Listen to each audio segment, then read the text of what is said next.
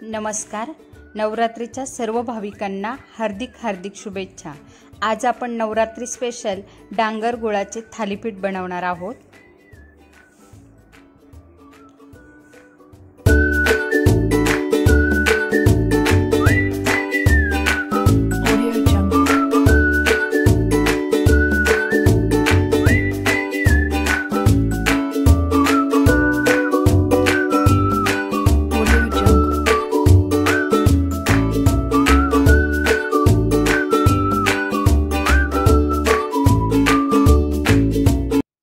थालीपीठ बनवण्यासाठी आपण डांगर घेतला इथे, त्याच्यानंतर तूप, 4 वाटी भगर आणि 1 वाटी साबुदाण्याचे हे पीठ, मीठ आणि भाजलेले मिरच्यांची पेस्ट, गूळ आणि हा शेंगदाण्याचा कूट घेतला आहे आपण इथे.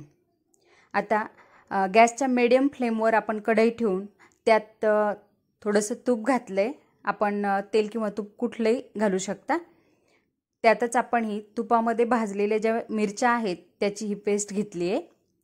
मिरच्यांची पेस्ट खूप बारीक करायची नाही आपल्याला, ती जाडसरच थोडीशी ठेवायची आहे. आणि छान ती आता परतून घेऊ आपण. ह्या भाजीसाठी आपण मिरची, मीठ हे जरा जास्त वापरू, कारण त्याच्यात पीठ घातल्यानंतर ते मग व्यवस्थित होईल. छान आपल्याला ते परतून घ्यायचं आहे आता. आणि याच्यामध्ये आपल्याला वरतून मीठ घालू आपण आता. मीठ आपण आपल्या चवीनुसार घालायचं आहे त्याच्यात. आणि पुन्हा आपण आता हे छान मिक्स करून घेऊ. त्यात आपण पाणी घालू आता. एरवी आपण डांगराच्या भाजीला अगदी थोडंसं पाणी घालतो, पण आपल्याला इथे जास्त पाणी घालायचं आहे, कारण ती आपल्याला मऊसूत शिजवायची आहे, जेणेकरून त्यात पीठ भिजवायला आपल्याला सोपं जाईल. आणि झाकण ठेवून एक 15-20 मिनिटानंतर आपली ही भाजी छान शिजली. आता आपण यात आता भाजून साल काढून जे शेंगदाण्याचं कूट केलं आहे तो घालू.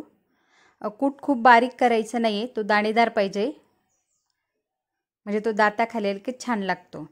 आणि आपण आता याच्यात 3-4 चमचे बारीक चिरलेला गूळ घालू. आणि हे मिश्रण आपण गॅसवरच छान एकजीव करून घेऊ.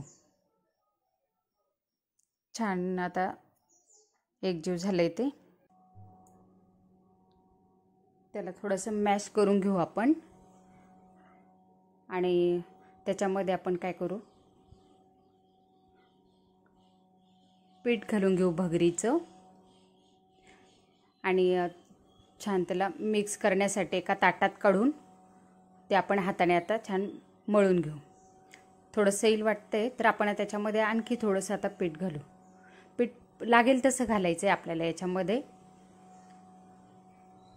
हाताने व्यवस्थित म्हणजे गोळा तयार झाला पाहिजे. छान आता आपलं पीठ थालीपीठ करण्यासाठी छान झालं आहे. गोळा करून घेऊ एक छोटासा असा.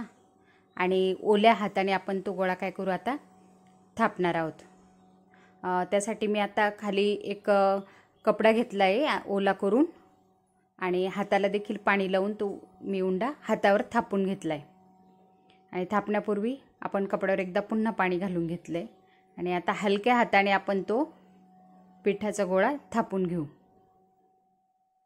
पुन्हा पुन्हा हाताला पाणी लावायचं आहे, म्हणजे पीठ आपल्या हाताला चिटकणार नाही आणि कपडा ओला असल्यामुळे कपड्यालाही चिकटणार नाही.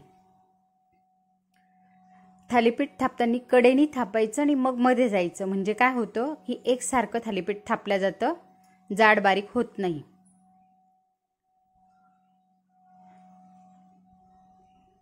आपण त्याला आता मध्ये एक 4-5 छिद्र पाडून घेऊ, म्हणजे तेल किंवा तूप घालायला बरं पडतं आणि भाजतंही छान. त्यावर आपण तेल किंवा तूप घालून घेऊ. मी तूप घातलं आहे, तुम्ही आपल्या आवडीनुसार घालू शकता. आणि अलगद तो कपडा आपण काय करू आता थालीपीठ याच्यावर सोडू. आणि मीडियम फ्लेमवरच आपल्याला हे दोन्ही बाजूनी शेकवायचं आहे, म्हणजे ते खमंग भाजल्या जातं. बघा छान गोल्डन कलर आलाय आपल्या थालीपीठाला. आता हे दोन्ही साईडने आपण छान शेकून घेऊ. दोन्ही साईडने बघू शकता खूप छान गोल्डन कलर आलाय त्याला. आणि आपले खाण्यासाठी आता तयार आहे. आपण हे दह्यासोबत किंवा चटणीसोबत खाऊ शकतो.